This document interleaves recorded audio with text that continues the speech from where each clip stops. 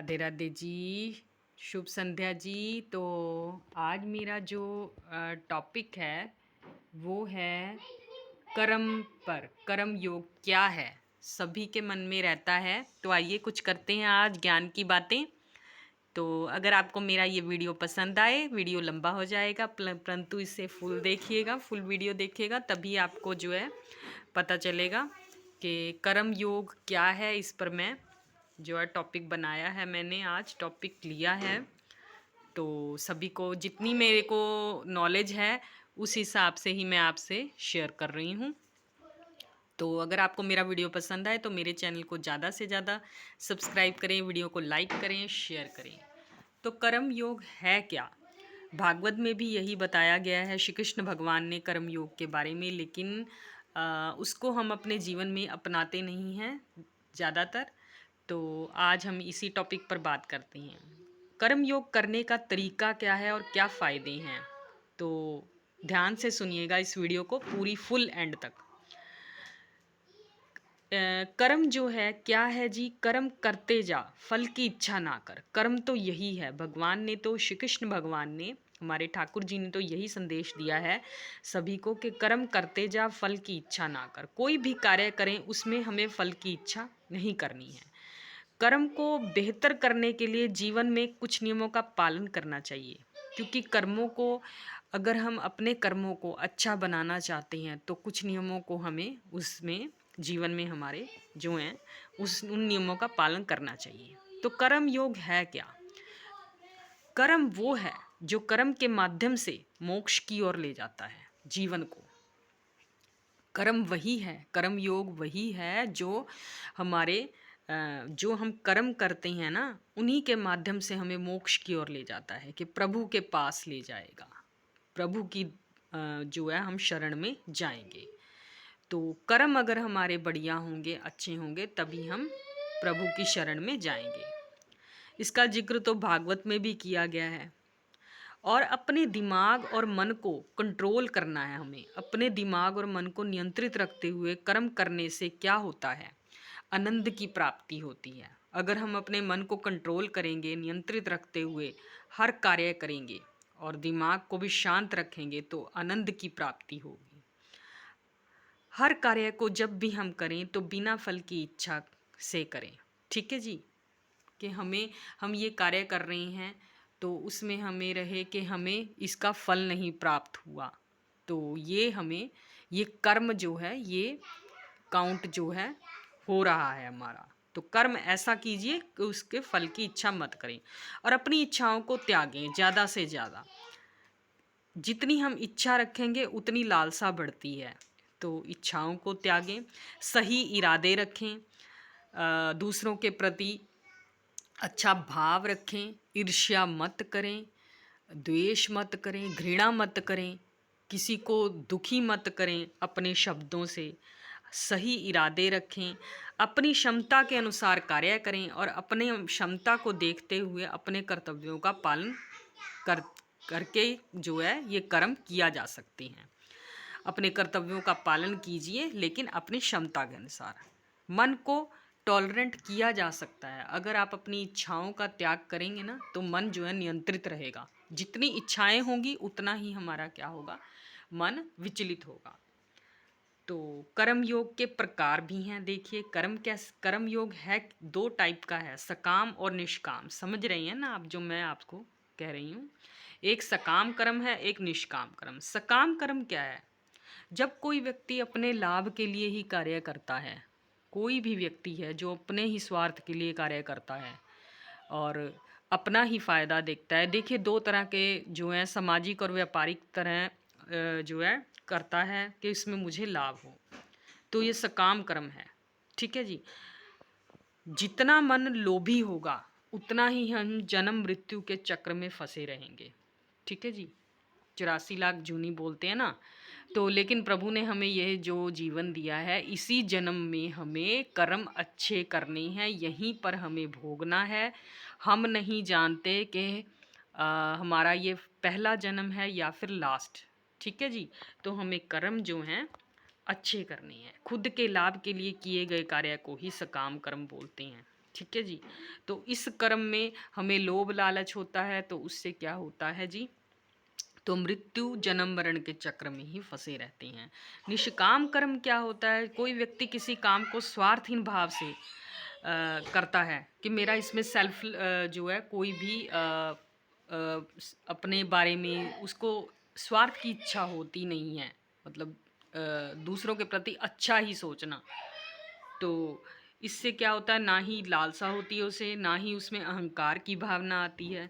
सभी को वो समान दृष्टि से देखता है, दूसरों की हेल्प करने की भी उसमें जो है आती है भावना।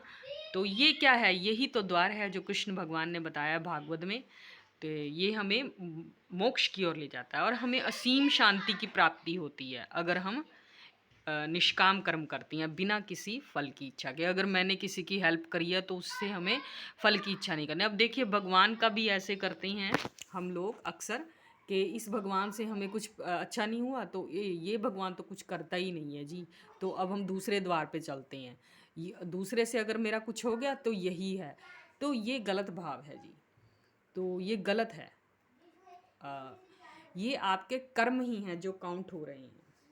कर्म योग करने के फायदे क्या हैं, जीवन में खुशहाली आएगी, शांति, मन को एक तो शांत रखना है, दूसरों के प्रति बुरे ख्याल नहीं रखने हैं।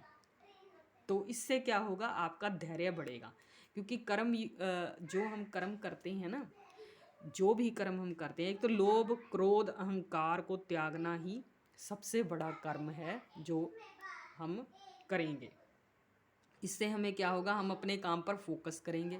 ये जो भी कार्य करेंगे उसको उस पर लक्ष्य जो होता है ना, उसको मतलब मैं जिस भक्ति में हूँ तो मुझे उसको दृढ़ करना है, उसी कार्य में मुझे ध्यान केंद्रित करना है। जो भी हम कार्य करते हैं उसमें हमें अपना ध्यान केंद्रित करना है, वो हमारी एकाग्रता को बढ़ाएगा।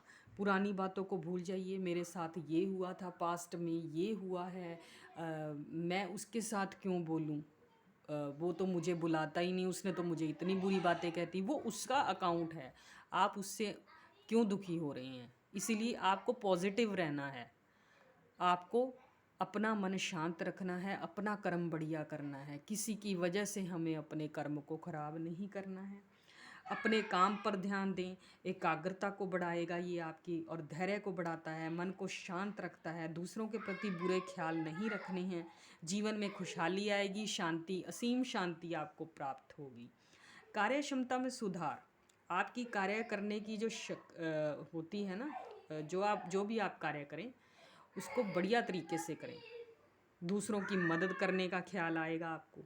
तो कर्म जो है अच्छा ही करना है और नेगेटिविटी से दूर रहें, ये सबसे बड़ा जो है कर्म योग करने का फ़ायदा है।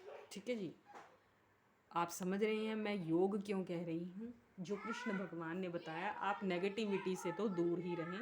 जितना आप जैसा सोचेंगे वैसा ही होगा। अगर आप अच्छा सोचेंगे तो अच्छा होगा, अगर आप बुरा सोचेंगे तो आपके साथ बुरी ही वाइब्रेशंस आएंगी। ठीक है जी। जब कोई आपको क्रोध करता है, आपसे गलत बात करता है, आपका दिल दुखाता है, तो आप उसको अपने हृदय पर मत लीजिए। ठीक है जी। तो इससे क्या होगा, उसकी सारी नेगेटिविटी आपके पास आएगी। आपको उस चीज़ को अपने हृदय पर नहीं लेना है, अपने दिमाग पर नहीं रखना है, अपने जो आपका कार्य है उस पर फोकस करना है। अपने अगर किसी ने आपको दो चार बातें बोल दी हैं तो आप उसको दो चार बातें बोल देंगे तो भगवान कहेगा तूने तो अपने ही जवाब दे दिया, मेरा मैं जवाब क्या दूँ। ठीक है ना जी। तो इस बात को ध्यान रखिए। कर्म योग के सिद्धांत भी हैं, अच्छी सोच रखिए, सही उद्देश्य लीजिए अपना। लालच का बुरा भाव जो है वो त्यागें, लालच नहीं होना चाहिए। कर्तव्य का पालन करें, जो भी कार्य आप घर में करते हैं या अपनी ऑफिस में ड्यूटी में करते हैं उसमें बहाना मत बनाइए। अपने काम को अच्छे तरीके से करें, हर कार्य में अपना अच्छा प्रदर्शन दें। अच्छा प्रदर्शन का मतलब ये नहीं है कि हमें शो ऑफ करना है, नहीं, हमें दिखावा नहीं करना, हमें हर कार्य को अपने मन और लगन से करना है। जो भी हम खाना बनाते हैं, साफ़ सफाई करते हैं, बच्चों की देखभाल करते हैं, घर के कार्य करते हैं, ठाकुर जी की सेवा करते हैं, उसमें लगन भाव होना चाहिए। और परिणाम की चिंता ना करना, परिणाम की चिंता मत कीजिए, सेवा भाव रखिए। पशु पक्षी के प्रति भी अपना सेवा भाव रखिए। जीव जंतु जो पशु पक्षी होते हैं ना, उनको पानी पिलाइए, दाना रखिए, ये भी एक क्या है, आपका कर्म है। अनुशासित रहिए, घर के किसी भी नियम को मत भंग करें। जो भी हमारे घर का मुखिया होता है, उनके नियम को भंग हम, बड़े जो बुजुर्ग होते हैं उसको भंग ना करें। तो बड़े बुजुर्ग बोलते हैं कोई बात नहीं, हमें उनका, वो बड़े हैं, उन्होंने हमें जन्म दिया है, माता पिता हैं, पूजनीय हैं। तो जो ये चीज़ें हैं, ये आप कर्म योग के बारे में मैंने आज आपको ये टॉपिक पूरा मतलब बताया है जितना मुझे नॉलेज है। अगर आपको मेरा ये वीडियो पसंद आए तो आप इसे ज़्यादा से ज़्यादा शेयर करें और मेरे चैनल को सब्सक्राइब करें और वीडियो को फुल देखिए एंड तक, तभी आपको जो है मेरे ये विचार आप तक पहुँचेंगे। तो आप मुझे ज़रूर कमेंट में बताइए, राधे राधे ज़रूर कीजिए।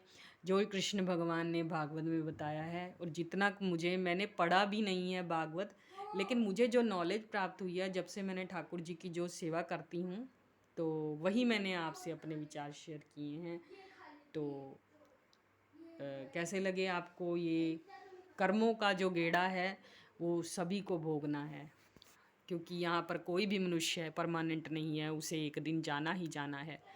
तो बस कर्म अच्छे कीजिए, समय रहते भगवान जी की सेवा करें और सुमिरन करें, ठाकुर जी से अनन्य प्रेम का भाव रखिए और खुश रहिए, अपना बहुत बहुत ख्याल रखिए।